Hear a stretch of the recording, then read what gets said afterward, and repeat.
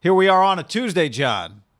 Back in our normal flow of operations, and we got a big week on the Draftkings. Have you set your lineup yet for the British Open? Ham the Open. They call it just the Open. I did. Although, did you see Mickelson tweeted? What'd he say? Mickelson tweeted like, "It's always a question: is it the Open or the British Open?" But in 1923. Henry Higginson presented the trophy to Marty Martyson, and he called it the British Open. So it goes either way. Just some piece of golf history. I don't know, watched a YouTube from 1923. I'm always confused at, obviously Ireland is different than England, but Great Britain, does that encapsulate it all? I just, they're all one to me, though watching Shane Lowry, who has an elite Irish accent. Like if you listen to Rory talk, maybe he's just been over here for so long. Like Shane Lowry talks like if me and you went to Ireland, which I have to go to Ireland, not just to play golf. It just seems like a cool place to go. Just the scenery, the pubs. Like I really want to go to Ireland. I've liked probably every Irish person I've met. 100%. And all the guys on the PGA Tour, they've always raved about their people love them. A good Irish accent to me like is way better than an English accent. Like the Irish accent on the accents might be number one for me. If you could also like, the English speaking accent, like I'd even put it above Australia. And Australia's pretty good. Like Greg Norman, Adam Scott. Yeah, I mean, Greg Norman's is pretty good. Greg's is great. Irish, first of all, you hear it quicker than you hear an Australian accent even. Like I mentioned. You ever seen Crocodile Dundee? Yeah. You ever seen that movie? Yeah. It was on television. That guy that plays Crocodile Dundee, elite Australian accent. Mick. Australian's very good. Australian's very good. But his is like fresh off the island. I have Irish accent fresh in my mind because I spent, as I told you, the Euro Championship watching it at an Irish bar, and there were some Irish soccer fans there, even though it was Italy and England, and I heard some English accents. Didn't hear much Italian, but mostly American Italians, from what I observed. But forget about it. But I heard a lot of English accents. I heard a lot of Irish. And the Irish is just so good. It's the best. I'd say. Does Shane Lowry live in Ireland still? No, he lives, I think like Jupiter. Like his like playing partner where he lives is like him and Koepka are boys. They did. Obviously, they didn't play last year, so he got to keep the trophy. Part of the deal when you win the Open, you keep the trophy for 12 months, and on Tuesday when you return, or Monday, whenever you show up for you hand it back to whatever the governing body is. And he just said, like, the first 6 months were pretty crazy with the trophy. And they showed this highlight after, like, in this pub. Because remember, when he won it, I think he had lived relatively close to the course. Everyone's drinking. I mean, the party was outrageous. Remember the scene of him walking down the fairway? It was almost like Tiger at Eastlake or, Phil at Kiowa. It was incredible. I need to go more to personal. Yeah. I would go to Ireland over England, having never been to either. If I had the opportunity, that's the way I would choose. Yeah, I've heard great things. You get some hit or miss stuff on France, London. People say, it's a good trip. Tyler Raber told me that they played St. Andrews, his brother and his dad. The only way you can play the Pro Tees, even if you're a good golfer, like they make it mandatory, you have to show like paperwork of your handicap. They do not allow just like, if you just like, hey, can I tee off where these guys tee off on this? You are not allowed to. Yeah. And it's like a first come, first serve type thing. You like go and wait. Like it's very traditional. That is awesome. It's cool. It's I couldn't play there. Very cool. Neither could Trakeman, also an 18. No, you can play. You just have to play the. Same with me. You just have to play normal tees. I understand. It's like anyone can play. They're not trying to slow the whole operation the pros down. Play. Gotcha. Yeah. To everybody on YouTube, what's up? Podcast is down in the description. Everybody listening to the podcast, we've got the YouTube channel. Go check out the YouTube channel. There's some separate content there. We are both ramping up for football season, which will be huge on the YouTube channel and on the podcast. So excited about that. Still a little ways away, but it'll be here before we know it. And here's a reminder. The mailbag returns this week. At the end of the week, you go to iTunes, you leave us a review on iTunes. We really appreciate that. That helps the podcast out. In that review, leave us a question. And we're getting close. We're almost to 1,000 iTunes reviews, so we're getting there soon. The mailbag has helped kind of speed that up. So keep that going. We appreciate it. And again, in that mailbag, I think Caller Daddy has like 100,000. Oh, okay. So at one point, we were probably ahead of Caller Daddy before they invented that podcast on day one of the pod. But I saw a girl wearing a Caller Daddy hat or something the other day walking around. Yeah. But she was like 48, I think, probably. No. Adam, was she? No. She was early young. 20s. But the can you imagine like the mom of 3 who loves to listen to just listen to Mom's podcast in the car. But I think like a lot of 45-year-olds that you eventually become like listen to Howard Stern. Absolutely. Like, they're going to age into Howard. Totally. Totally. But what was I going to say? Leave us we also we want to get some momentum on this. Leave us your favorite bar wherever you live. It could be anywhere in the country, anywhere in the world, wherever you are. Hit us with a bar name. We love to shout that kind of stuff out too. So do that. And then we've also added on the Haberman and Middlecoff Facebook page, which is in the descriptions of whatever it is that however you're consuming this. You can also hit us with a mailbag question there if you've already done the iTunes thing. So I did something yesterday too on the Facebook page where I loaded the podcast. Publish the podcast because Facebook has this new service where I think you can listen through there. I don't know. I think you can I also just manually load them, but check that out. Okay. I like it. So get some mailbag in for this week. Podcast is brought to you by our friends at Draftkings, our great friends at Draftkings. Promo code HAM. There are, as of this recording, live stream, there are a handful of spots left in the HAM Open Championship event. Yes, get in it right now. I just tweeted out the link. Someone asked for it. That'll be, by the time you're listening to this, unless you're watching on YouTube, it's probably long gone. But you snooze, you lose. Get in. We've been doing this for a while, and we're going to keep on doing it. Key with DraftKings, you download the app.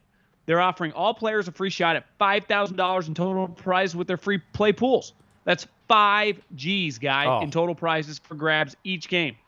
All you have to do is answer a handful of questions around what you think is going to happen during that night's game and track your results, which teams chase down the crown, and then you get some cash. DraftKings is safe, secure, reliable.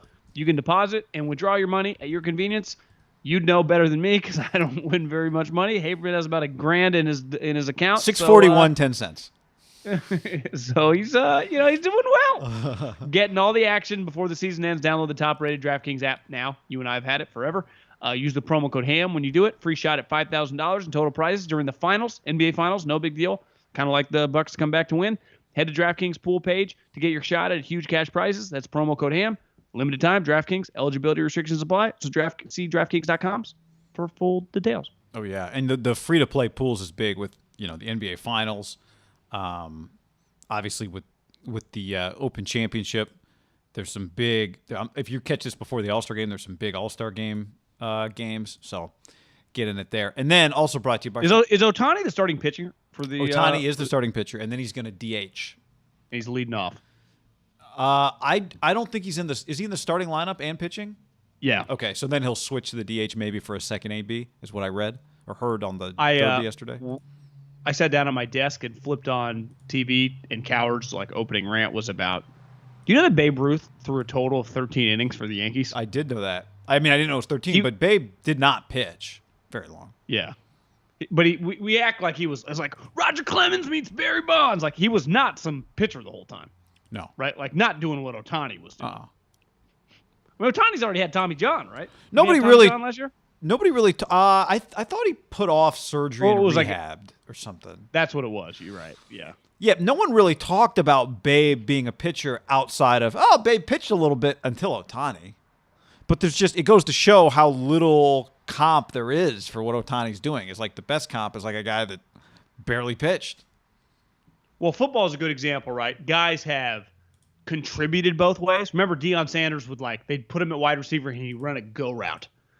It'd be a whole different level. It was like, yeah, he's our starting corner, he's our tight end or something. Like he just plays but like a high school player. That would be on a completely different level of, yeah, we were in a pinch, he had to play corner. Like that's impressive.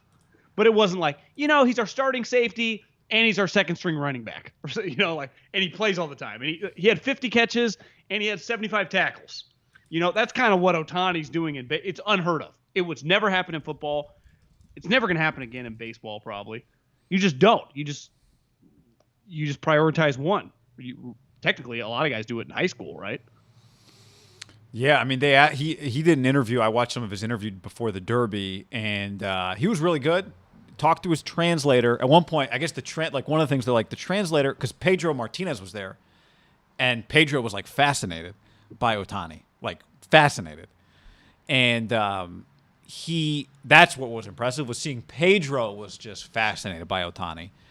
And one of the things, I guess his interpreter was his catcher in the Derby. And they were like, why is your interpreter the catcher? Do you need him there to communicate? And Ohtani was like, no. He was funny. He's like, I just want somebody behind me who's going to be more nervous than me while I'm standing up there. And you could tell, at the beginning of the Derby, he was pretty nervous. He could not hit a home run.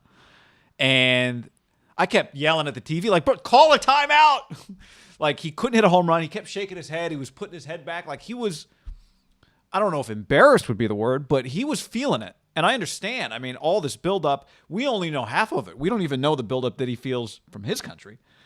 And that's what I thought what made the Derby so great is he looked like he was not ready for it, and he dug himself out of a hole.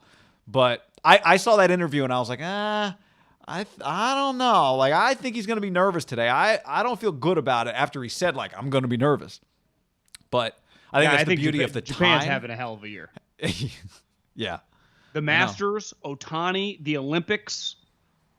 It's going pretty well for Japan. They're dominating. The Women's Masters, right? Wasn't that the week before the Masters? Was it the Women's Masters? Or wasn't there a double winner? Didn't Japan win that event the week before? Yeah, I think you're right. I think they're kicking ass and taking names. They should ask to play our basketball team right now. They probably beat them. I don't know if they have a team in the mix, but we're there to be beat. Yeah, I know. The Aussies got us. Anyway, all right. Podcast brought to you by MyBookie.ag, promo code HAM and the number 1. MyBookie.ag, HAM and the number 1. And we'll make some golf bets there. MyBookie will match your first deposit 50% up to $1,000. When you use the code HAM1, you can accept the bonus. Remember, though, if you accept the bonus, you got to bet the full amount before you can withdraw any funds. You can also decline the bonus. But either way, use HAM1 so they know we sent you. Yeah, I mean, we obviously talk a lot about golf and football betting. There is nothing they don't have. When I ordered the fight, or when I was thinking about ordering the fight, the first thing I did was I want to go look at the odds. And Connor, the odds were pretty bad on the fight. Even Connor was plus 100, and the other Dustin was minus 140. So I didn't end up betting on it. But there is nothing they don't ever have. And the props they have for the sports are always incredible. I really can't recommend their website's really easy to, once you create an account, really easy to use. You and I have obviously been using it for years. I can't recommend it enough. MyBookie.ag, promo code HAM1. I just actually put a couple $100 in there, and I sprinkled. Because I was like, I've lost the last couple majors, almost $1,000. Because it's I'll just bet $100. Then it's I'll bet $200. Then it's I don't want to leave this out. And this one, I'm just going to put $200 and I'm going to sprinkle it around. I actually feel pretty good about my bets. So okay. You want to talk about them? I'm excited. Can I give you my favorite bet of the weekend? My favorite bet of the weekend. Please. This thing called the Ryder Cup, obviously, is this year. It was supposed to be last year, got pushed off because of Corona. The European captain is a European legend because he's won this tournament multiple times. 3-time major winner, Potty Harrington. Great. If you like golf, he's a good Instagram follow. He has a golf, I think, holes in his backyard. Yeah. Maybe not quite holes, but he hits it over a fence that also probably his property. Yep. And his dog runs against it. And a great accent. Great accent. And just a beloved player. People love the guy. He has played really well this year. I think sometimes when you're the captain, it's like when the big guy in the NFL knocks. It's like you're going into the Hall David of Fame Baker? almost. Yeah, it's like the crowning of your achievement as a golfer because you really accomplished by that point. It was Potty Harrington is right off into the sunset. You be the European captain. He finished 4th at Kiowa, guy. 4th at Kiowa. You know why? Because what did Kiowa have some similarities to? Wind. Irish, British golf. Pumping wins. Crazy. Do you know who falls apart in that? Americans. Non-Texans. And we'll get into those guys.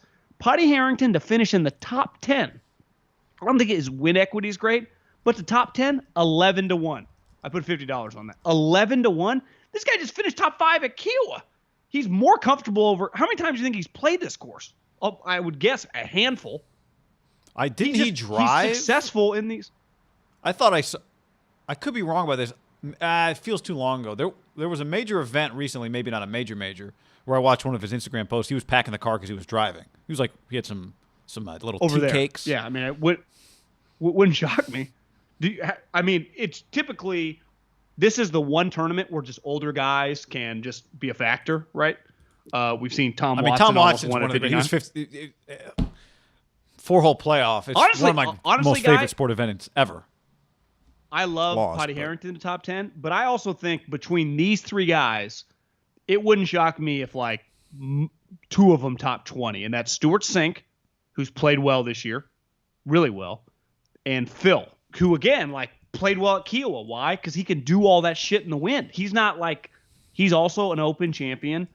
Stuart beat Tom Watson in a playoff. Stuart Sink, Phil Mickelson, Potty Harrington. Do you expect them all to make the cut, or at least have a chance? I would say 2 or 3. Do you think Phil runs out of gas, or No, I just tend. You give me 3 guys, especially older guys.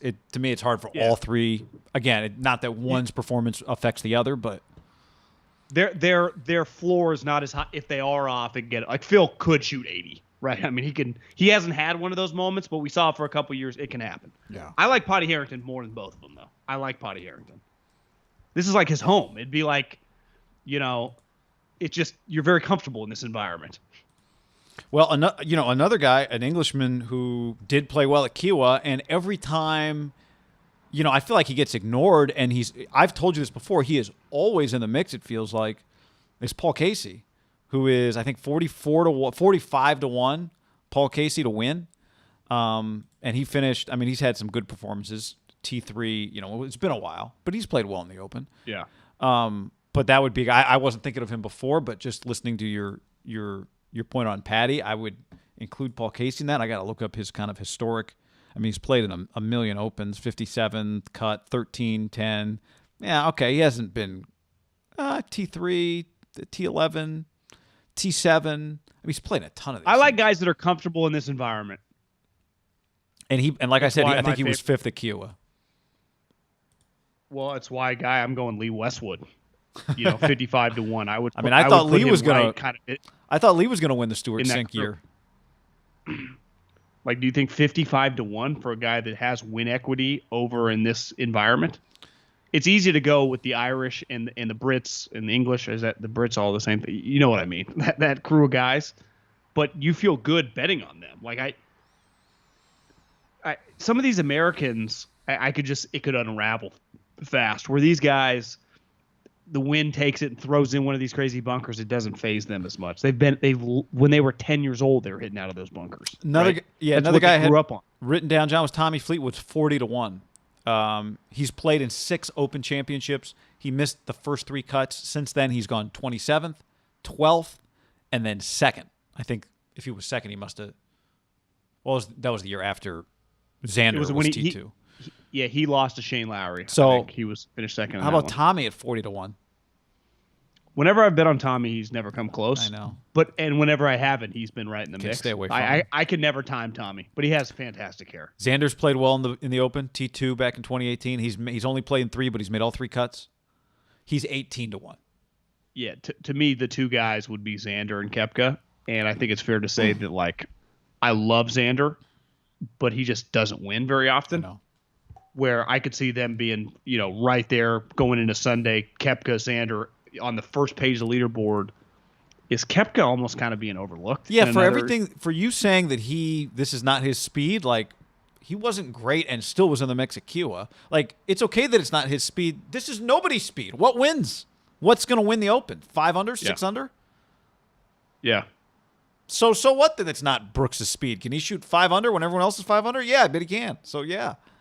Yeah, and I was watching Golf Channel, and they were saying, early Koepka, unlike Xander and Justin Thomas and Jordan Spieth, that were the Tim Lincecums of golf. Like they didn't spend there's no Jordan Spieth Corn Ferry stories.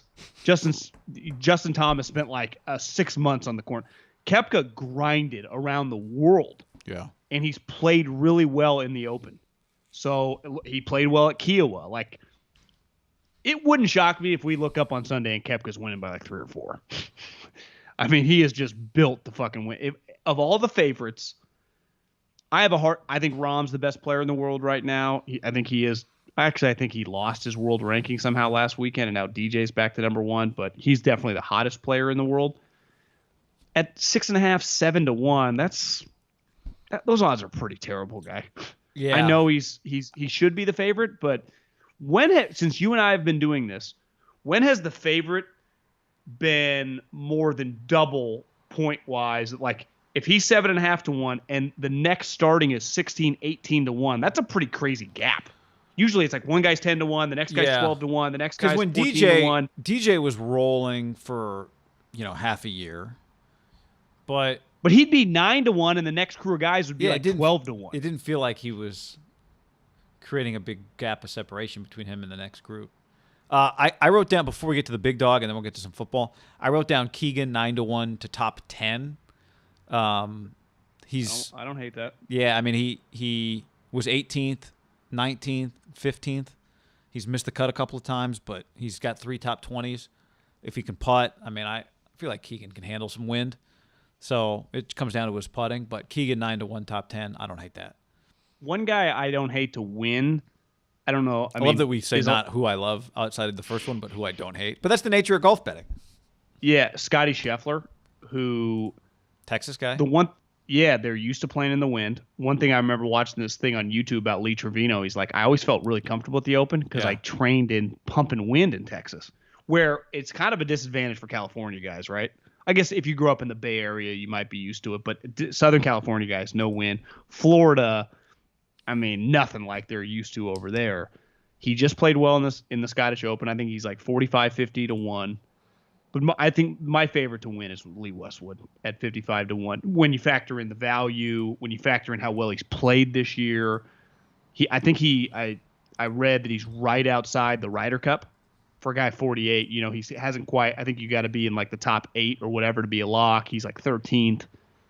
To me, if he were to if he's a top 5, they're going to pick him. But this would be a pretty big moment in his career. All right, and now Bryson. Let's talk about Bryson before we move off of golf. 33 to 1. Do you like it? Pretty nuts. Or do you just not hate it? Or do you kind of hate it? Well, we've never seen a number this big with him, right? Since he got big. I tried to go back and find it. I not that I found every single one. I mean, it felt like, what was he a few weeks ago? Wasn't he 16 recently or something like that? And that felt big.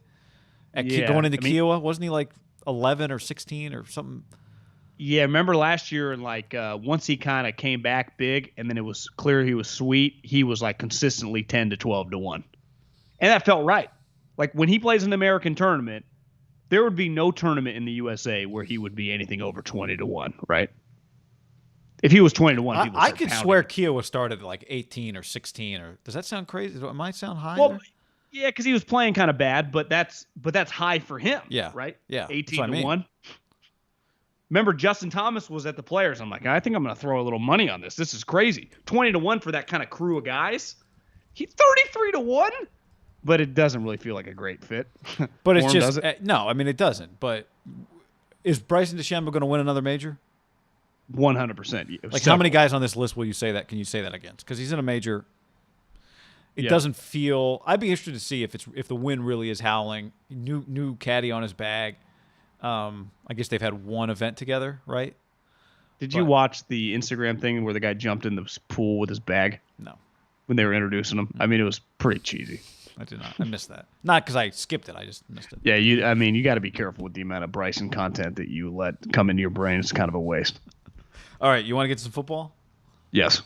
By the way, before we do that, John, Hugh on YouTube says Babe Ruth pitched while he was with the Red Sox. He was one of the best in the big leagues.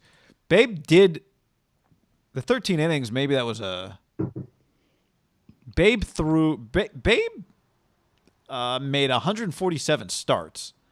Once he got to the Yankees, he stopped. Yeah. So he pitched a lot with the Red Sox. But He had 35 complete games in 1917. 35 complete games. He had 107 complete games and 147 starts. Do you think when it's like most 66-70%. If you're just casually talking baseball with some buddies over some brewskis or on a Saturday in the pool, when Babe Ruth comes up, is anyone alluding to the Red Sox Babe Ruth? No. Now, I'd have to do a stat breakdown. I would imagine that he accumulated some of those stats, right? Like some of those 1,714 bombs. He had to hit a lot with the Red Sox. But he is considered a Yankee. Yeah, he hit... the Yankees claim him. How many years he played? He had 55 home runs. Yeah, I mean, he was like 26 when he got to the Yankees. So he hit 55 home runs. He did not... Yeah, I mean, he was... So the overwhelming majority of his home runs came with the Yankees. The overwhelming majority of his production was as a pitcher for the Red Sox. And then the overwhelming majority of his home runs came as a Yankee, yeah. So it was like he switched positions almost? Like the Yankees moved kind of, but I mean, he had 150 at-bats a year, then a 140, then 380. Then he was like an everyday both 1919 when he hit 20. But he had to hit like 660-plus home runs with the Yankees, right? Yeah, more. Yeah. Or 670 or whatever the math is. Yeah. Were the Red Sox underutilizing his ability to bat? Yeah, I mean he was 19, 20, 21, 22, 23 years old, which is young, but that was his fifth year in the league, kinda. Well, you could argue, and I'd have to ask like Farhan or Billy, with Shohei, what is more valuable? Do I want a guy that can be my number one starter? But he's not quite like Nolan Ryan or whatever. He's probably not as good as Babe Ruth as a pitcher, but he's damn good. Or be legitimately the best hitter in the league, best power hitter. You could say power hitter is kind of, in this day and age, kind of diluted. Yeah, I would say if you had to find a balance that's not this, you'd go, let's make him the star hitter and our closer. Yeah, it's not a bad idea. But once sometimes you do that maneuver, you yank him out of the lineup, right? You'd lose your DH, but when there is no DH. If you were Farhan and I said you could either get Mike Trout right now or Jacob deGrom, let's say Jacob was a little younger and he was going to be in his prime, which one would you choose? Trout. You're getting a guy, both of them next year, 8 years in a prime guaranteed. Trout. Who are you taking? Without hesitation? The everyday player. Probably. Now, could you promise me DeGrom's? I would just feel like you can find those guys now. Not Mike Trout, but you can mix and match it. I'd be so terrified, though. I mean, you look... See, fucking Kyle Schwarber hit like 17 home runs in 20 days. Kyle Schwarber's on base is like 340. I checked yesterday. I'm like, Schwarber's back at the All-Star game? All right. I always like Schwarber. Did you see how many home runs he hit in like a month? It was incredible, the stretch he was on. How many? I seriously, it was like 16 home runs in 20 games. He was on an unreal stretch for like. So he got himself into the All-Star game with a hot stretch. But I think he pulled his hamstring. Like I think he's hurt technically right now. Was he there last night, like sitting on the sideline? Yeah, well, I saw him interviewed yesterday on the during BP or whatever. But like Kyle Schwarber's a good example, and Jock Peterson, they were just guys to be had. So it's like you would take Mike Trout. But couldn't I just kind of bargain shop and get a guy for $10 million and then have a platooner and put together 40 home runs through two guys? Yeah, I mean, that's what Farhan might tell you, but I still need that production in my lineup every day. Ohtani gives you that. Yeah. I don't think Ohtani's quite good enough as a pitcher, and he's damn good, but like he's not on those guys' level, right? As a pitcher? Like he's not DeGrom or Pedro Martinez or like Max Scherzer in his prime. No. But if he was on is he going to be better next year than he is this year? Who? Ohtani. As a pitcher. Yeah, I don't know. He might just be an elite hitter. I mean, well, he is, but the problem with you DeGrom would move him to hitting. Am I getting that for 9 years? Am I getting they've it already every got fifth it for day? about 5. They've already got it for about 5. Am I getting it every fifth day? I mean, there's just pitchers are just always hurt. No, I know. They've had a pretty good run with DeGrom, though. I know. It feels like they're finally maximizing it. All right. Syndergaard, he run? Okay. Is he? He's hurt. Let's get to some football, John. And let's start with this. One thing we started thinking about was the Flying Coach podcast, Shanahan, McVay, how good it could be for football, not just for, West Coast fans or Niner fans or whatever you are, but just for football in general, because they're young, they're stars. McVay certainly. Kyle McVay has a podcast, and it's a pretty successful one. So they are, it's not Peyton and Tom like you've always talked about. That's a key rivalry. But the more, I think for any sport, if you were building it from scratch, you'd go, what do we need to do here? A couple of things you would do is try to build some rivalries. And these two guys having successful teams in the same division for a 10-year stretch coming up here would be really big for the NFL. So we thought, given that backdrop of the conversation earlier this week, it'd be a good time to take a look at the NFC West over-under numbers for this season. Subject to change depending on who gets who in the transfer portal. Yeah. You know what's crazy about the Flying Coach podcast is the original Flying Coach was hosted by Pete Carroll. Right. And obviously Pete when Steve. But then this year with Kyle, Sean, and one of their guests was also Kingsbury. Like it's every single person in the NFC West has been a part of the Flying Coach. You saying you think Shanahan's going to host it next year? I don't even know. Shanahan and Greg Papa? Shanahan, Tim Ryan. Yeah, there you go. Yeah, just very, just very right in our wheelhouse. All right, NFC West win totals. Look at these over-unders. I've been saying it for a while because we had done a topic, I think, maybe 3 or 4 weeks ago about the odds to win the division, and it was just it felt like Seattle was getting almost undervalued given their history, and the Niners are everyone I talk to that is not in the gambling space, but that gambles is high on the Niners. Like they're a popular team to bet this year. Yeah. Whether it's over-unders, whether it's to win the division, whether it's Super Bowl odds, like people think they're going to be good. And the Rams and the 49ers had the same win-loss over-under. Like that's pretty nuts, guy. That surprised me. And they're higher in Seattle, both of them, obviously. Like if I'm just a Seattle fan, I'd be like, if at anything, we're all three equals, right? We have less win-loss than our over-unders. What? It's one of those things that doesn't make sense to me. Now, gambling's about there's no emotion in this. They're just setting it to what they get people to bet. And it's right? it's not a prediction necessarily, right? Yeah. It's about they don't trying really to create care. action. Because what did you tell? I think the Niners were minus 195 if you were going to bet the over, which again is like, oh, damn. Which means you got to bet 195 to win 100 if you were going to bet over 10 wins. Well, I think MyBookie, the Rams at 10 were like minus 150, which almost feels like I would put the Rams at 11. They upgraded at quarterback. Season's longer. They won that last year with a quarterback who was in shambles. Their coach is clearly very good. There's no question about that. If you said, John, you had to bet on... Yeah, but the players are pretty similar. One of these teams in the division to win, go 14-3. If I had to put my money, I would lean the Rams over the Niners or Seattle. What if you had to bet the over on one of these teams? Would you choose Seattle then? Yes, but their odds. This is the problem with the over. The odds are a little. But if in theory, if they were even, they would be the bet. That would feel Seattle 9.5 would feel like the lock of the century to go 10. Wait, they're not going to go 10-7. I know. Remember John Schneider when they went 9-7 and he's like, it felt like we won 2 games. Remember that comment? I do. Yeah, they went 9-7. Do you know what the Niners would do for an off year to go 9-7? That's the other thing, and we talk about it a lot because I think it deserves to be talked about. Their random years under the Yorks, but under Kyle, have not been good. No, you're wrong. Their random years have been good. Yeah, that's a better way to put it. Their normal years have been drafting in the lottery. Yeah. Right? Wiseman. Yeah. Well, I mean, they got Wiseman. Well, better Bosa. But, let's not forget, McGlinchey was the 9th overall pick. Right? I think who drafted 9th this year was the Denver Broncos. Everyone's like, oh, Denver sucks. They drafted 9th. That was the Niners just a couple years ago.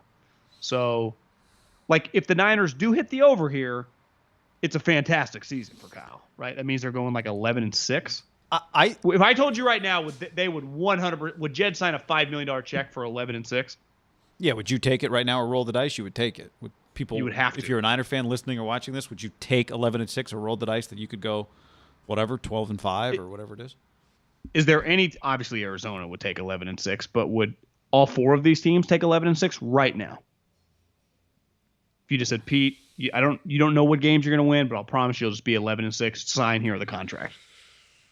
Yes, the team I hesitate on is the Rams. The Cardinals would run to the paper, right? The Cardinals would take it. They would sign extensions for Cliff and Steve Keim if you gave them 11 wins right now. My question Niners on the Rams is, do they view this season like we just got to get to the playoffs and let whatever happens happens? I don't think so. I think they think we got to go be the ones. We got to, how many games is New England? How many games is Tampa going to win? We got to win one more. Well, I think the one seeds.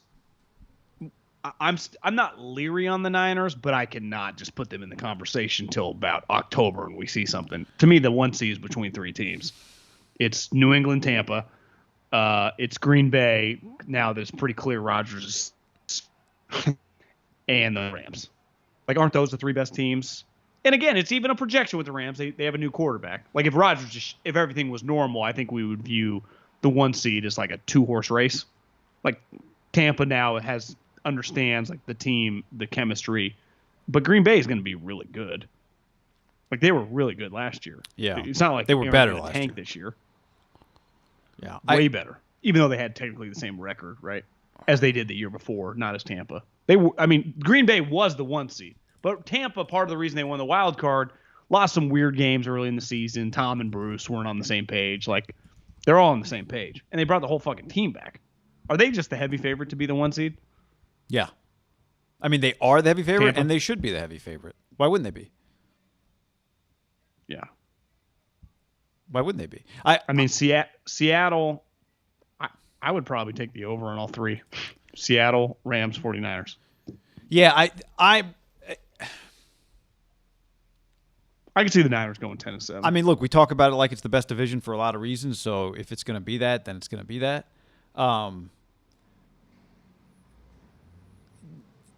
If the Niners number was 9, the reaction would be, that's a little low, right? Just to go back to the point I made at the beginning that I shouldn't be surprised that it's 10, because if you told me the number was 9, that'd be an easy over bet, right, on the 49ers. Yeah. So, yes. Yeah, a 10, which is really, 10 is the old 9, kind of. Not really, but kind of, 9.5, right? I'd say 10's the new, yeah, I do half. And it'll be interesting to see this year just how we feel looking at some of these records that are 10-6 or 10-7 and, Why, to me, the record that's going to suck 9 is and 7 and 10 7 is and going to 10. feel like the old 6-10, and that's just people get fired 6-10. 7-10 might feel like 5-12, right? 7-10 is going to be ugly. Even though it might actually be like, God, the team was pretty competitive. I watched them win 7 games. Why does this feel weird? Well, they lost 10. They played a lot of games. Yeah. No, I think you can take the over on those three pretty reasonably because, again, on the Niners, the Seahawks is obvious. The Rams is obvious. The Niners, maybe we're overly critical of them because we talk about them all the time. But if it was 9, that would feel like value. So, okay, over there. Would it shock you if Arizona won 9? 8 feels like the number for them, but... Well, 7-10. Not everybody can win all their games. That's the other thing in the same division. But I think it's clear that this is on paper, this is the best division in football. And best divisions in football sometimes do get 3 teams in.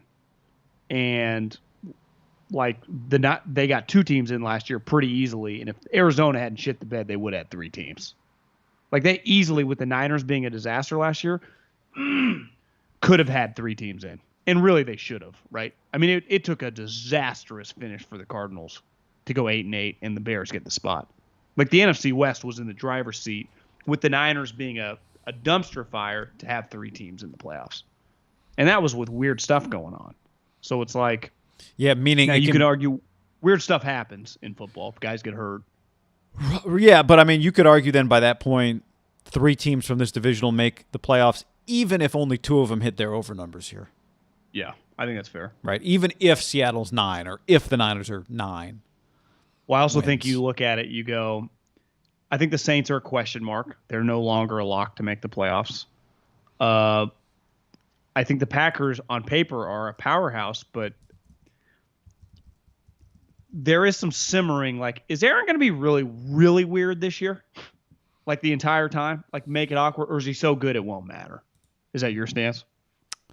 So my stance is he might be pretty weird this year, but how different will that be once they're in the environment than normal? I mean, he was not talking like trade and stuff till really the end of the season though. Like, what if he just all season like, I don't even know what's going to happen next week. Like he could just zero shit. I don't see it going to that level. I think maybe if it's weird, it'll be more weird kind of behind the scenes than him saying, I don't know where I'm going to be next week. If it goes to that level, that's Antonio Brown. Maybe not next week, but just like every week. Like, I don't know. Just keep, just doing his thing. Yeah, I mean, I don't know. I don't think that it would get exhausting for him. I don't think that detracts him necessarily. I do think how many are these? Is this team just going to keep winning 13 games every year? Like that's my thing with them. Well, even their with an division added game. sucks. I know, but so Matt LaFleur just is going to be like 49-6. Well, yeah, over a 3-year stretch, 49-9. If you were an NBA coach and I hand you Kevin Durant or LeBron James, you're just going to win. It doesn't mean you're going to win championships, but you're going to win games. Yeah, but different. You have sport, Aaron though. Rodgers playing like he did last year. If I tell you he has a season like last year, what's their floor? 12? Yeah. I mean, he's just too good. He's the best player in the league if he does that. I'm just a little iffy on them. Not them being good, but them being great. So that's a playoff team. Tampa's a playoff team.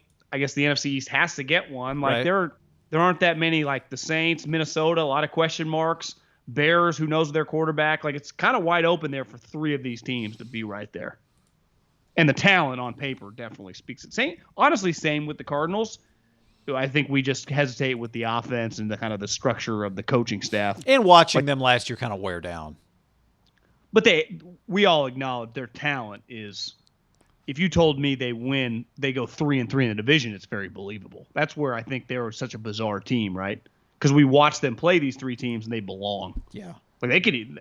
I don't think the Niners or the Rams or Seattle are locked to split. Sweep those. Not get those swept. Guys, right? Even somebody. I mean, are they going to sweep somebody? Probably not. But if you told me they were 3-3 right now, I'd believe that. They play everyone tight, which means they probably would have to sweep somebody. I don't think they'll split with everyone, but they could. Yeah. What if Kyler gets better? Right, that's something we don't really account for when we talk about them for next year, but it's possible. We always go the other way with young quarterbacks. Like, what if the game adjusts to them? Well, what if they get better? Yeah. Let's tell the people about our friends at Decked. Decked.com/ham. Decked.com/ham for free shipping. We've talked to the folks at Decked. Maybe some of you have already checked out the website. It makes organizing, accessing, protecting, and securing everything you need in the bed of your pickup a hell of a lot easier. Yes, it does. Decked.com/ham. Here's what Decked does. It has a true 2,000-pound payload capacity floor. So you put it in the bed of your truck. It has the drawers to keep everything you possibly need. Over 200 pounds of whatever you got. The drawers roll out waist high, giving you easy access. And you can place things up to 2,000 pounds on top of them. So it's not like, well, I can't place anything. No, it doesn't change a thing. Deck drawer system keeps your gear secure. It's out of sight. No one can even see it. Here's the thing, though.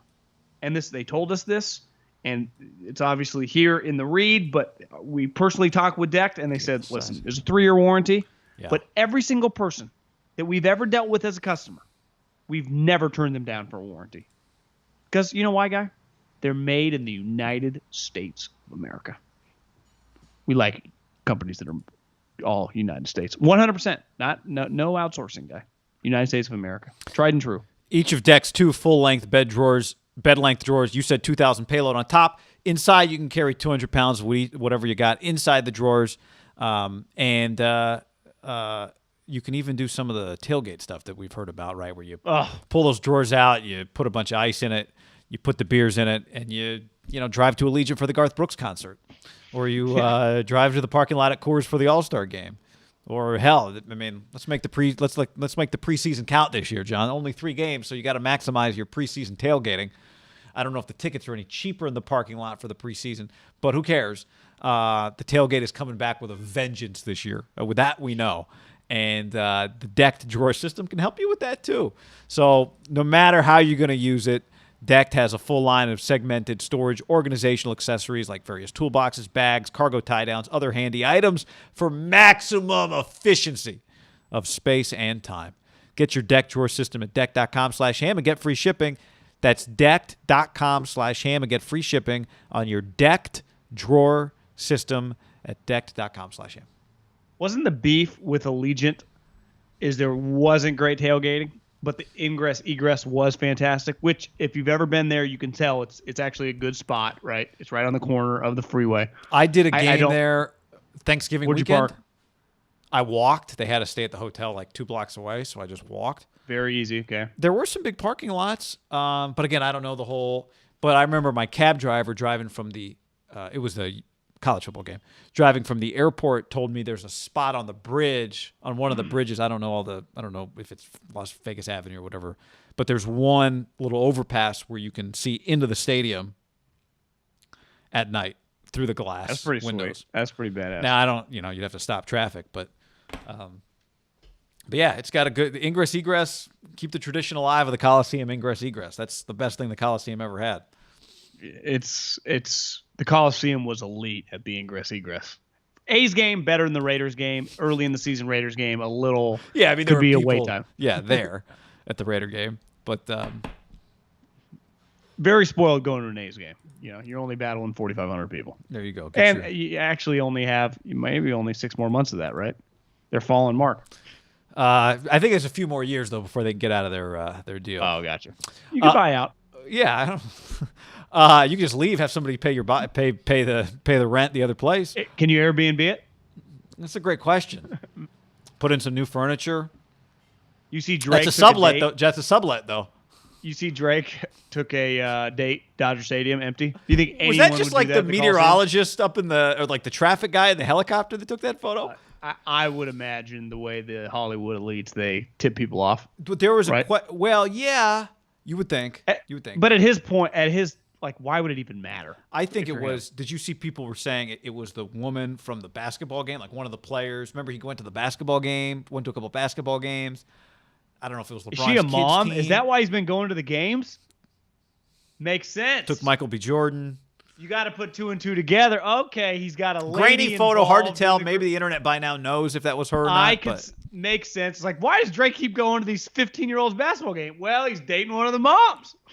Or trying to. Yeah, we're trying to. I saw that photo and I thought, if you're going to be a So you have to bartender, try? this has to be an incredible gig. You make no drinks, like 2 drinks every 20 minutes. The tip is probably going to be insane. The story is probably phenomenal, right? There was a guy tending the bar. Where was the bar? It was just set up on the side, Drake. If you didn't see the photo, click on the picture. Oh, yeah. If you didn't see the photo, Drake had there was like a table set up right in front of the Dodger dugout where like the dirt meets the grass. Yeah. But then off to the side is like a little, like you would see at a wedding, like a satellite bar set up. And there's just a bartender there, I assume, unless he had all the food back there. Maybe that's what he was doing. I don't know. And then the photo I thought was taken from like a helicopter, from somebody flying over, like the traffic news helicopter guy or something. Yeah, I can see that. Maybe they were just flying by, checking out the traffic, and they were like, Dodgers aren't playing. Why are the lights on? That's the impression I got from the guy's photo, because it was just the guy. It wasn't like some TMZ photo. It was just the guy like, flew over Dodger Stadium. Here's what I saw. That makes sense. You're right. Because I was like, why would Drake need to like TMZ? Sell that picture. If anything, he wants a quiet night. Yeah. So not everyone's money hungry guy. You rented out the Dodger Stadium and still couldn't get a quiet night. The helicopter flyover. What would you guess that cost? 6 figures? It's a great question. I mean, you didn't have to. A lot of times, if you're going to rent out a big space, right, part of it is you have to pay for the security. You have to pay for some vendors, right? Like if you and I were going to have a charity softball tournament there, we'd have to pay for some other people. He might just text Magic and be like, "Yeah, bro, 30 just grand. Leave it open. Just fly in. You're good." All right. Since we started talking about the Coliseum, it's a good chance to talk about something we saw in Tahoe when a fan asked Mahomes, basically said to him, like, watch out, Herbert's coming. And Mahomes' reaction was, I'll believe it when I see it. And I loved it. Kind of just a good competitive reaction from Mahomes. So is it Herbert versus Mahomes for the AFC West? Do you have the? I've got him here too. Do you have the over/under win totals there for the AFC West in front of you? I do, and unlike the NFC West, where everything was relatively close, the skews, and clearly it should, right? It's a top-heavy division. The best team in the AFC the last 3 years has been the Chiefs, and their over/under is 12.5, and that feels right. Like, honestly, you can count on one hand the games they've lost over the last 24 months. They don't lose very often. Actually, the Raiders beat them, right, last year. It was one of their – I guess they mailed in that last week, but they were basically a 15-1 team last year. So 12.5, I don't know about you. I would take the over on that. Yeah, like to me, would you be shocked if they don't win 14-plus games this year? 14-3? Yeah, feels about right. Yeah. Depends how big the lead in the AFC West is by the time we get to the end of the season. But Tennessee, Indy, Buffalo, Miami, Pittsburgh, Baltimore, they're going to have to keep winning. So Cleveland. Yeah, Cleveland. Thank you. So yeah, I think there's a good logic there. Chargers were filed for the Uzis and the Lamborghini. He's in a little trouble. Frank Clark. Yeah. Now, so 12.5 feels right. The thing that really jumps out to me, though, because we've dealt with this when we talk about the Raiders the last couple of years, like when you do the win-losses, even in the season, right? If you're like 5-3, you go, well, we'll easily be 5-3 the second half of the season, be 10-6. We're going to beat the Broncos and the Chargers. We have seen when those three teams play each other, it's a coin flip game, right? Whether they're good or bad, Denver can beat the Raiders can beat Denver, the Chargers can beat the Raiders can beat the Chargers. Like, Chiefs beat them all. Yet those three teams just kind of beat each other up. Yet somehow the Chargers, who have a new coach who's been in the NFL for 5 years, who's been a coordinator 1 year, their over-under is 9. Now, I think we all acknowledge their talent on their team. They have Pro Bowlers at all these different positions. They have more high-end talent than the Raiders. But, like, they won 7 last year.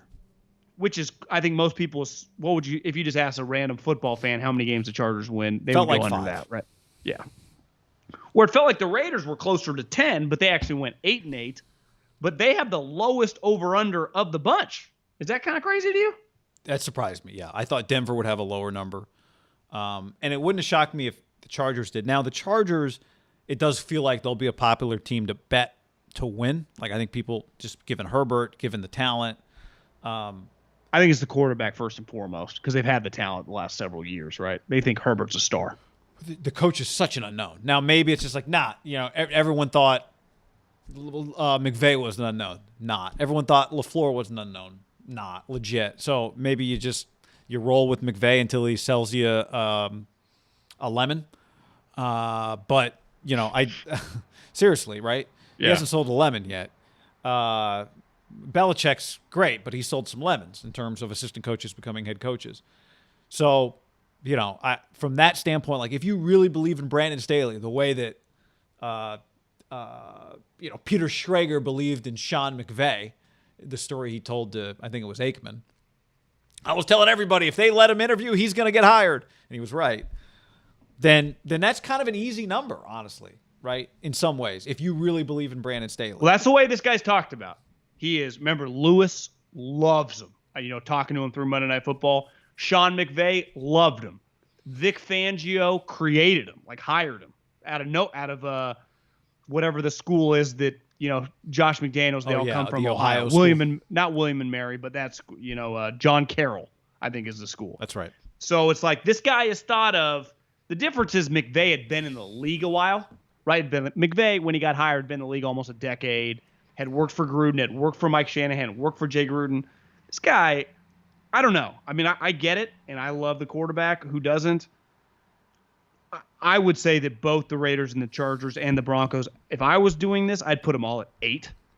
And one of them will probably end up, not one of them, Chargers or the Raiders probably end up hitting 10. See, I do think the Raiders are a little low at 7.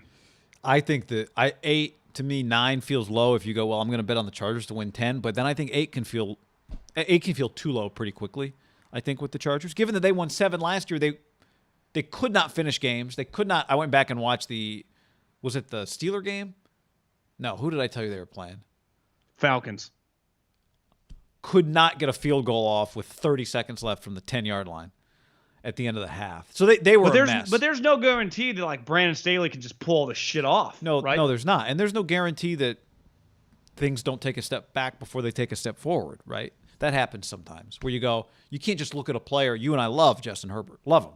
But you can't look at a player and go, he threw 28 touchdowns last year? Great, he'll throw 35 this year. That's just not how it works, right? No. It might go that way, but it's just you can't assume that. New offensive coordinator. I mean, there's just new coaches. Just change. Yeah, but the what league if changes? what if all the players go, no, this guy's the man. Like all the defensive guys, all the game management. Like this guy knows what he's doing. He's just a savant. He's the same way players talked about Kyle Shanahan. And the other thing is like Denver. Their defense is going to be their receivers. Drew Lock, Teddy Bridgewater, going to win 9 games in the again. They play in the AFC. Half of the AFC is really good. I would have put their number of like 6.5. To be honest with you, I don't think they're going to be very good. But I know this. I didn't even. You know who we didn't mention, by the way, talking about the AFC? All the teams we listed. Who? Bills team. The AFC is loaded.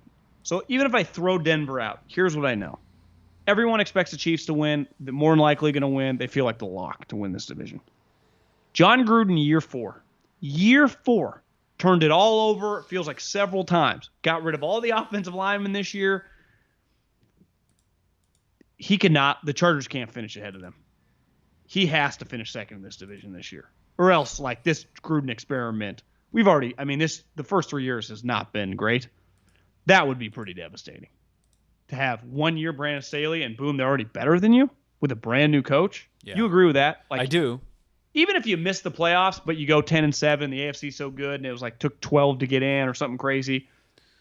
If the Chargers win more games than you, that would feel like, God, you guys are kind of just stuck in mud. You're going nowhere. Yeah, unless the Chargers come out and win 13 games and you win 11, and you go, well, you're better. Good job being better. It sucks that you're stuck behind Kansas City and them. But at least that'd be progress. Like, that's the one thing when I look at this number. The Raiders won 8 games last year. Only the Jags and the Lions gave up more points than the Raiders did last year. And they won 8. So, how... You have all new offensive linemen, right, beside the left tackle. It's true. But I will say, like, that's a major factor. But I will say that the offense is not, if you told me, what do you believe Gruden can do? I believe he can put together a pretty competent offense. I do too, but my point is that, like, whether you're a great GM, whether you're a great coach, sometimes you believe in an offensive lineman, but until, like, the guy has to play a lot, then all of a sudden it can just be eye-opening right away, like, oh, my God, this is not going to work. And it's not something they've dealt with. We know one guy can throw you off. And right? It's not something in the Raiders can have some success era, Del Rio on, they've always had a really talented offensive line for the most part. My question with the defense guy is, how can they make like a dramatic jump? It's not like all of a sudden, they got 7 new guys. I mean, Yannick, yeah, he's fine, but he was traded multiple times last year. Clearly not as good as the hype. Now, and remember, they ended up getting him for not that much money, so it's not like they think he's like some $70 million player. So even if he gives you 10 sacks, that'll be way better than what you had. But who's making all the tackles past the defensive line? Right? The linebackers thing is still a question. And the defensive backs. Like, okay, you drafted a bunch of guys. Like, there's just a lot of question marks with their back 7. And their front 4 is like, Yannick's just going to save the day. But we're not asking much here. This number's 7. No, I think the over's a lock. Okay. But no, it's legitimate then. I think the way the Raiders are talked about, it's like we're in year 4 of this $100 million experiment here, right? And it's still an experiment. Yeah. Honestly, that's an embarrassing number. That's the way you're thought of. That was not the plan. And this is where I give credit to the guy that doesn't iron his shirt. He realized they needed a star to go into Vegas. And he was right. And John is a huge star. And in fairness, there was a lot of hype between him. And he resonated with the Raiders. Like, I admire that. He did the opposite of what a lot, like Dean Spanos, you couldn't pay him to do that. He wouldn't, even though if Dean would have just got Lincoln Riley, not that it would have moved the needle that much in LA, it would have been a really big deal to go out Urban Meyer or Lincoln Riley. He never would. Mark was trying to do that, and I give him credit for doing it. maybe did he get taken advantage of a little bit? Like, I really want to be a Raider, but 10 years, 100 million. Well, so you wouldn't coach for like 7 years, 70 million? You need 100 million? Yeah, but I'm not going anywhere. He won the bid. You give him credit. A guy, to your point, plenty of other people have talked about, is this the year somebody can get John Gruden come out of the booth? And then once you do it, like I give him credit for like once you do it, you just got to let John be John, right? Just let him do it. It's major. Did John know McDonough wasn't coming back when he took that job? No, I don't think he did. Remember, because we knew before Monday Night Football was done that John was leaving the booth. Do you think John left the booth because he got tired of the booth, or more because he had itch to come back? Or were they both kind of interconnected? I don't know. I hadn't really thought of that until just now. Maybe they were connected. Because I read some of the McDonough stuff. It wasn't enjoyable for him. Maybe it wasn't enjoyable for John.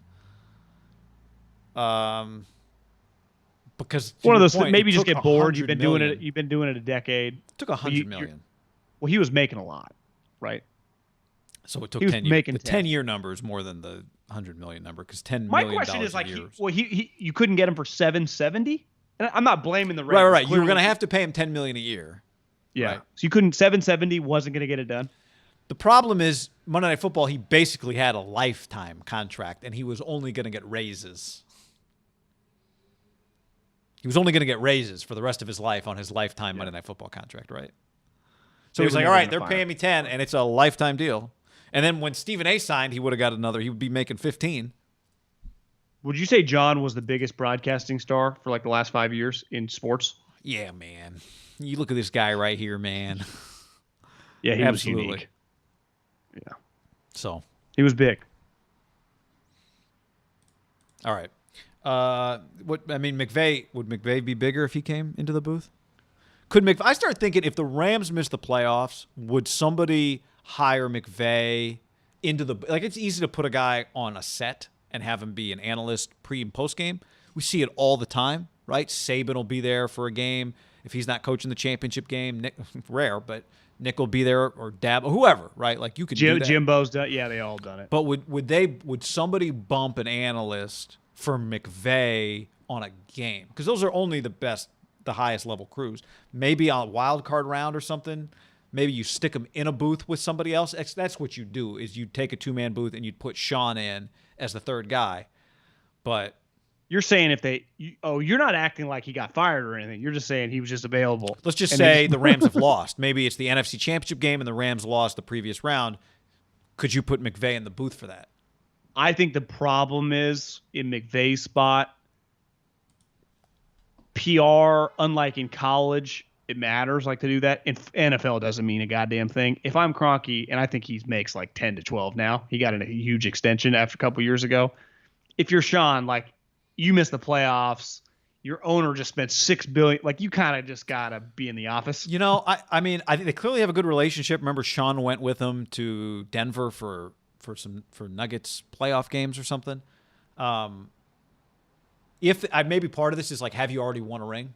Maybe you couldn't do it this year, but like, what if you've won a ring? You've had a lot of success. If they went like 8-9 after the trades they've made, and then it'd be like, you know, where are your priorities at? It'd be tough. Yeah, he's making a lot of money, guy. But maybe in a little. It's okay. So I'll rephrase. After he's won a championship, or like it is clear he's there for as long as he wants to be there. You know, Pete Carroll style. But you get bounced. You have a down year. Maybe your quarterback's hurt. It's totally explainable. Because one thing listening to his podcast with Peter is, unlike most coaches, I don't know if that's true. Maybe I don't want to. He clearly, like, he is just a naturally curious guy. He's interested in the way some of the media stuff works, broadcasting. Like, he's just, whatever, I would imagine whoever walks up to McVay at a party and starts talking, McVay's just interested in whatever that person does, if they're a brain surgeon or a broadcaster or in charge of public transit or whatever. So, like, he when I listen to him talk, I do think it interests him. I just don't think it interests him more. Anything interests him more than football interests him. Being a football coach interests him. That's where I think him and Gruden are pretty similar. Though, you know, like Gruden, who changed teams. Now, he was traded. Let's say in a couple years, Sean, it just doesn't go well. Let's say the Stafford experiment blows up and they don't make the playoffs for the next several years. And for whatever reason, it's just like knockdown, drag out with Kroenke, he gets fired. there are teams lined up to get him, right? He has enough equity built up. He could have a couple terrible years, and people are still immediately hiring him, correct? Correct. So, because we agree that if he just was fired or quit, Monday Night Football would offer him $10 million immediately. They would just make him their starter. By then, correct? I think it would be more than 10. Or whatever but they wouldn't hesitate to just make him their lead analyst to do Monday Night Football or Thursday Night Football. All these networks would line up for him. I guess Romo and Aikman are pretty safe. Aikman left, Fox would offer him. But to me, does he have another, assuming the Rams, worst case, goes bad, is he coaching another team before he does broadcasting? I think it'd be one of two things, right? He does it for 1 year, the whole time with his eye that he's coming back. Maybe there's just not a job. Just to take a deep breath. Yeah, or maybe just he doesn't love. Maybe, he can be picky and he's being picky and however it aligns doesn't quite line up. Now, you would think if he's available, there's teams out there that would probably fire their coach for him. But let's just say, it could be. It just doesn't quite line up. Major universities probably make some incredible bids for him? Yeah. What would USC offer him, honestly? Maybe he would just stay in LA. Does he want to be the? I don't know. No, I'm not. But I'm just saying, there would be some jobs that. Yeah, it wouldn't. To answer your question, it wouldn't surprise me if he did a 1 year, then is back. But I could also see him having a really hard time being out and knowing that about himself.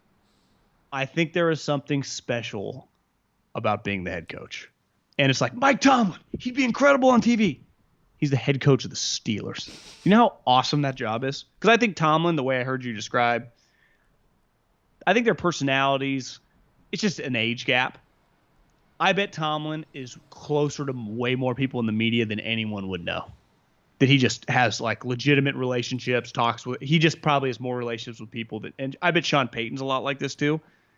But these guys, they get to be the head of the table at a job that pays them $10 to $15 million.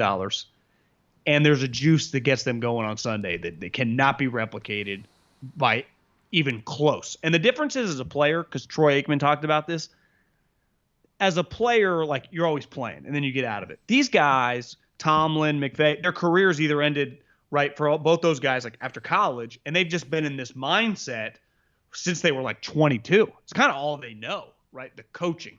Sometimes the players, you have a gap. Some players get back into it like Vrabel, but they get to kind of pick and choose and see. These guys, once their career ends, they just become a GA and it just off to the races of their coaching life. So it's like Andy Reid. All he knows from the moment his career ended at BYU is coaching football. Whether it started at junior, Pat Hill was the moment they're 22, 23 years old. And then by the time they get to 60, 65, they don't even know anything else. Now, everyone's personality is different.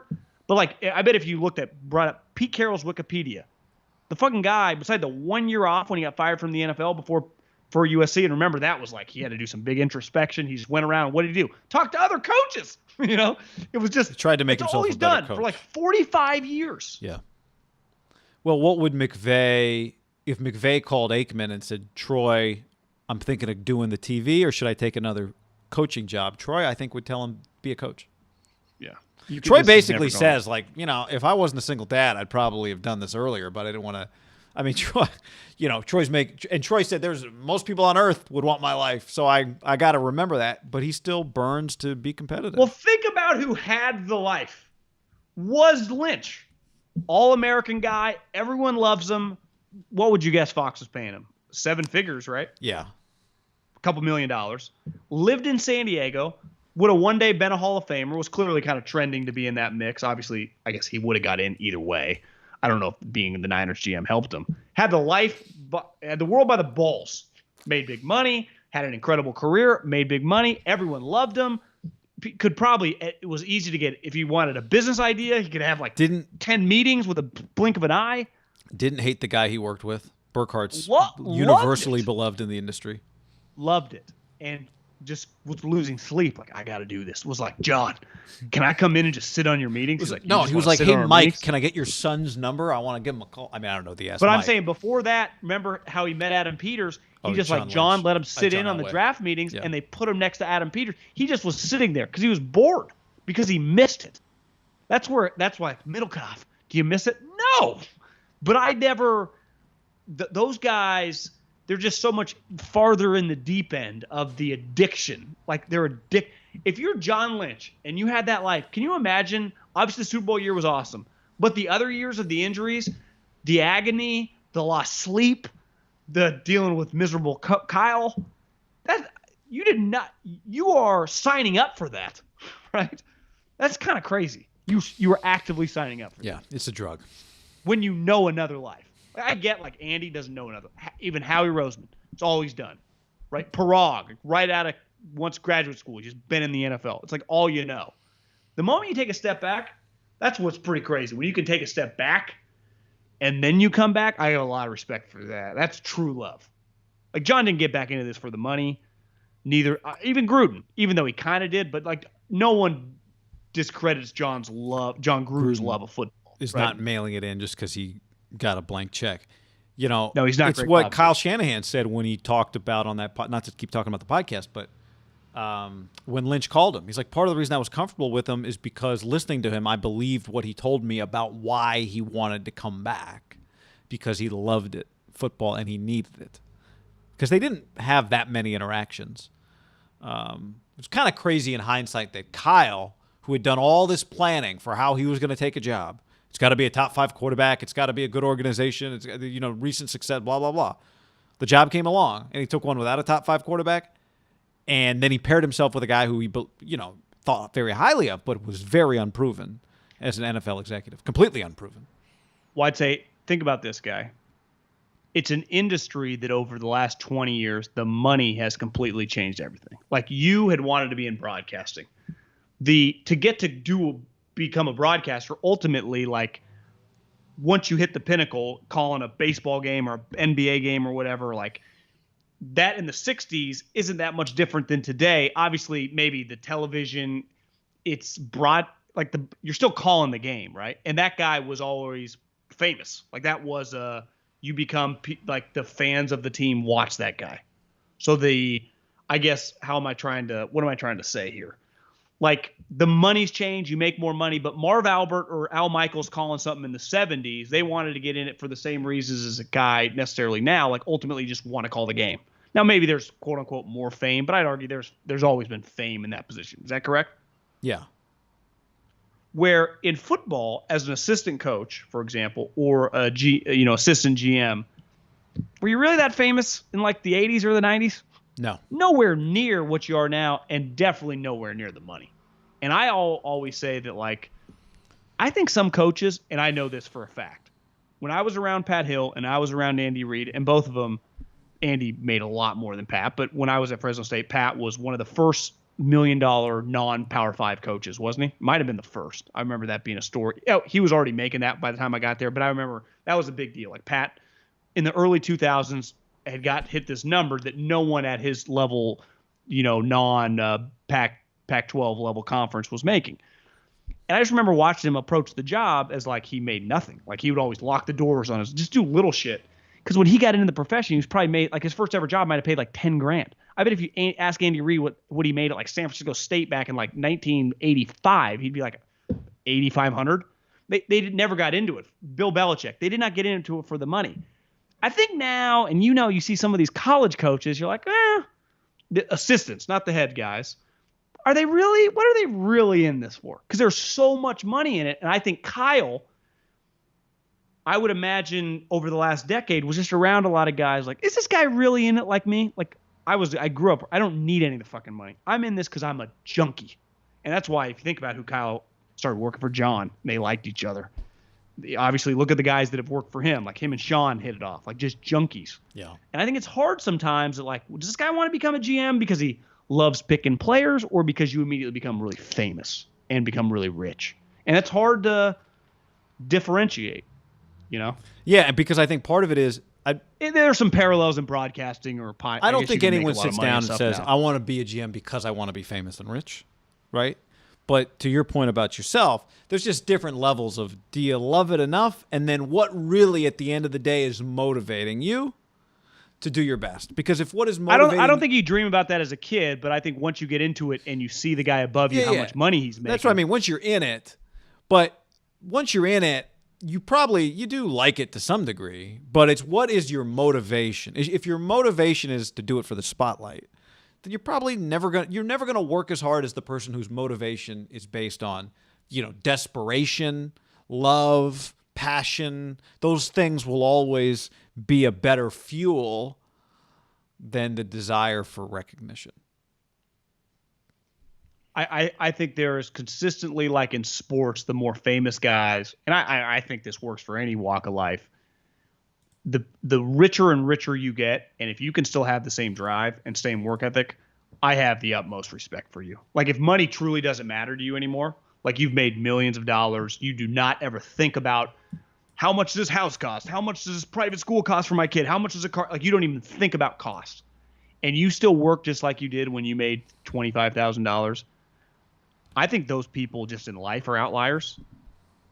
I mean, and maybe sports is a little different, just the nature of the business, but you and I have talked about this a lot. Like work just becomes work. People are like, oh, you get to talk about sports. Well, I don't necessarily look at that like that anymore. Maybe I did 10 years ago, or maybe like you got to work in football. Yeah, it's cool on the outside when you're like in college, and then you do it and it just becomes kind of your job, right? It's no different than like, I bet if you met some dude that's like works at Goldman Sachs DC, like you're locking up these big deals. And the guy's like, oh my God, I got to deal with this guy. I got to deal with this guy. Every person you meet in a different industry that kind of sounds cool to you, something that you could never or would never do, you always ask, and they always kind of give a similar interaction. Yeah, it's cool, but God, I got to fucking deal with this guy.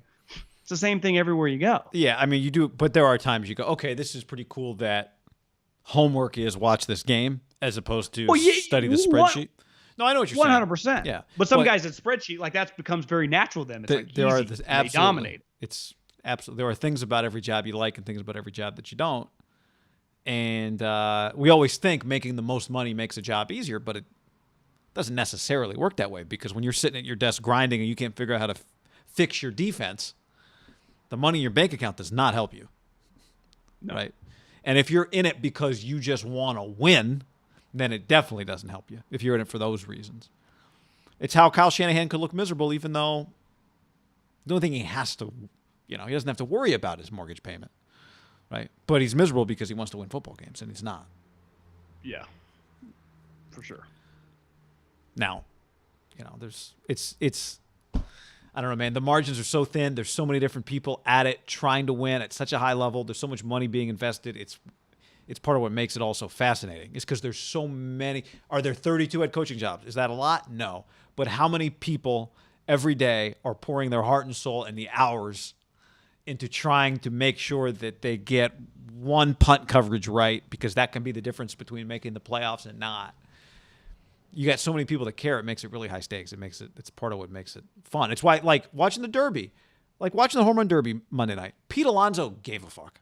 And that's just, not that other guys that compete don't care. I mean, Ohtani cared. You could tell. He was putting a lot of pressure on himself. I thought everyone cared.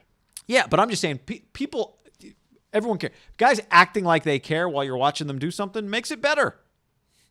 Pete Alonso was pounding his chest, yelling at the crowd, bobbing his head. Like, what? That makes it cool, knowing people care. He did. Financially, do you see that he makes like $600,000? You get $1 million if you win that, and he's won back-to-back years. So it's supplementing. Financially, it's a lot of he's money. He's not supplementing his income. His 162 is the supplement. Listen, I was watching. I had on the other TV. I had on the home run derby, and then the NBA. I guess not the NBA. It's the USA game. Like, speaking of care, there's something about Team USA that's kind of symbolic what they're going through right now about the NBA, right? All these stars, no one really cares. Popovich hasn't really cared for a couple years. Steve Kerr chasing wins. Last year he fucking mailed it in. It kind of honestly is very on brand. And then you watch the baseball, and it looked like Ohtani knew it was like the Super Bowl. Just the amount of people that were talking about him, and you felt the pressure, right? I when felt he went 0 for whatever his first 12, 9, 10, 11, 12 swings, it was like, oh my God, like, is this going to be one of the great embarrassments of the home run derby? I know, it's crazy. But it wasn't, thank God. That's what part of what made it great, was that he bounced back. I love it when pitchers, like when the dude throwing the BP is bad and everyone's crushing him on the internet. Did you have the audio on for that, where they were like, the guy throwing to Ohtani has not thrown to Ohtani in months? He's the first base coach for the Angels or something? I don't know. I didn't catch that, but like, that's a big deal. Plus, Ohtani, it goes to show watching him, like, he's not trying to hit home runs. It's just his swing works. I'll tell you this. That's why everyone's like, he keeps rolling it over. Is that just his swing, though? He's just stroking doubles into the corner. He's not rolling it over. He's not grounding it to first. Yeah, well, then Pete Alonso admitted that within the last couple weeks, before a game, like he got to the yard early, and they set it up with the timer, and he had gone through it. And he did it last year, too. He was ready to roll. Yeah, he was. It felt like 10 home runs his first 10 swings or something like that. He was hitting bombs. You think they juiced the ball for that? No, I mean, they don't have to. They're in Denver, right? Yeah. They probably don't have to. I did see they signed some of the balls, and so like if you caught a home run ball, you might have caught it signed by that player. That was cool. I will say this. I said this a while ago during the NFL season, and I hadn't forgotten about it because I noticed it during the NBA playoffs, but I saw Big Cat tweet something about the photo. Did you see the photo of the soccer game where it was like the guy dressed as Mario and his girlfriend dressed as Pizza? No. And she was like, "Can I be Luigi?" He's like, "No, you got to be Pizza." But the slogan I've used ever since they started using this, like the camera where it only focuses on what's really close and it blurs everything in the background. And 8K or whatever. Yeah, people call it 8K. I don't think it's 8K. It's just a special. It's not an 8K lens. It's just a different close-up type lens. I call it portrait mode because that's what it is. It's it's like what portrait mode tries to be. I don't like it. I mean, I think it's cool as shit, and it makes it look like a video game, but I don't really like it. Like, I want to see what all the other stuff that's going on, too, and I don't need to just focus on the guy in the batter's box and blur everything out behind him. The slogan I've used since they started using is life happens in the background. As someone who was trying to Vine since day one. I love seeing, I remember one time watching a basketball game, a breastfeeding mom in the third row. It's like you just, all this. I posted a video the other day that I found from like 3 years ago, Cliff Kingsbury on the sideline. They're showing him and like the equipment guy behind him. Like you can't, people are addicted to that camera because Twitter told them it's awesome because it looks like a video game. I do not like it. I want less of it. It honestly kind of makes me almost kind of nauseous. Like it throws off my eyes. I don't like it. It's hard because everyone loves it because it does look really cool, but I don't like it, John. I'm out on. I can take it in little doses. Did you feel like they were doing that a lot last night? I feel like they've been doing a lot in the NBA playoffs on like fan cam. They do it a lot in the NBA. They do it a lot in the NBA. Let me see the crowd. I don't mind it in little doses, but I'm with you. Very little doses. Like maybe if a game is 100%, like under 2%, under 1%, they're going to it feels too like much. Yeah, I agree. They do it in the NFL sometimes when a guy scores and he's walking back to the sideline. Way too much. I remember the first game, was it a Seahawks game or something? They did it, and everyone was like, this is amazing. And then it felt like they bought 500 of those cameras immediately. But I've never been a part of a broadcast. Once they get a new cool feature, they want to use it. And it's cool. It is cool. But you can't overdo it. Just like, watching the NCAA tournament, they got the camera that goes back and forth on a string. It's like, it's cool in doses, but I don't want to watch a whole basketball game like that. I'm with you. But that's just a little nitpick complaint by me. Back. I missed him. Was this the first? Did we not have him? I guess we didn't have a Derby last year. Remember he retired and it was like he's not going to do anything except the Derby. And he still did the Derby a couple more years. Yeah. Back. When you listen to social media, and it felt like they were shitting on him toward the end, right? Get rid of him. Everyone on social media, and this has always been your complaint with the extra, the flags in terms of the replay. Everyone always wants it, and then once we get it, we're like, it's not as great as we thought it would be. Less fouls is better. Stop listening to every fucking person. Just like who's going to replace you, and they didn't have anyone to replace you, because who was doing it last night? Ravage, and he wasn't really even calling it. They were just watching. Just chatting. Right? Yeah. Now, I do think Berman, Chris was probably making a lot. This came at a time when ESPN was making cuts, and I bet Chris was making a lot of money. He'd been there since day one, so But I missed him. I missed him last night. Yeah, man. Because, again, especially last night, it felt like he needed to be there for that. He treated the Derby. We always made fun of him because we're like, we always made fun of him, but he treated the Derby like it was bigger than everybody else thought. It should be like, dude, why are you making such a big deal about every home run? There's going to be 900 home runs tonight. But he treated it like it mattered. Plus, somebody, after I tweeted a photo of him, somebody replied a photo of themselves and him at like Jimmy Buffett's in Mexico. They're like, I met him at Jimmy Buffett's in Mexico in like 2007. He was awesome. And I said, we met him right before the pick at the stick. We met him on the sideline at Candlestick, and he was so cool. Every person I've ever met that has met him loves him because their interaction with him, he's never disappointed. How much time was left in the game at the pick of the stick when we walked down there? Probably like 5 minutes. Well, they let you on the field with 5 minutes. Matt Ryan, I think, got the ball back.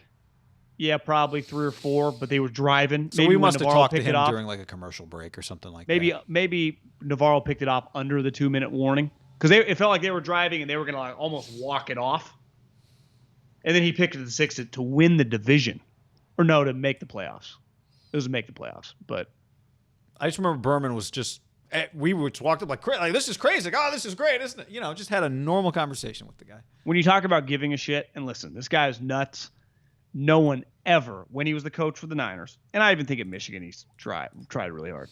No one ever questioned Harbaugh's give a shit level. Because I'll never forget standing there, looking down, and maybe I had known this seeing him at practice. He wore cleats on game days. Cleats. He's a head football coach. He wore cleats, guy. When I yesterday because I do you think there's a coach right now in college or the pros that wears cleats on game day? Cleats. No, although I did see that Cliff Floyd yesterday was doing some work for MLB Network. Wore cleats with his suit to do interviews. That's pretty good. Pat Hill used to get a Tortorella shot before a game. That's incredible. It's funny you brought up the cleats because I was thinking about that moment yesterday and just kind of like, what do I remember most about that play? That play. And one was I remember the ball just being in the air for a split second. Yeah. But I remember looking to the right because we were standing right by the play. So Navarro ran by us going from our left to our right. I remember that. Looking to our right, I remember seeing Harbaugh take off more than I can picture Navarro running by us. He ran like 50. Jim ran like 50 yards. I'll never forget once he scores, looking up and just seeing. It felt like an earthquake in the stadium. That's the loudest stadium I've ever been in. That moment, for that like probably 20-second stretch was, I would say, as euphoric of a moment as you will get in the Bay Area, just for a 20-second stretch. Just that moment. Monday Night Football, it's dark, Yeah, the stadium itself is kind of dark. Yeah, it's just kind of shitty, but no one gives a shit. That's the one thing cool about, I think, back in the day.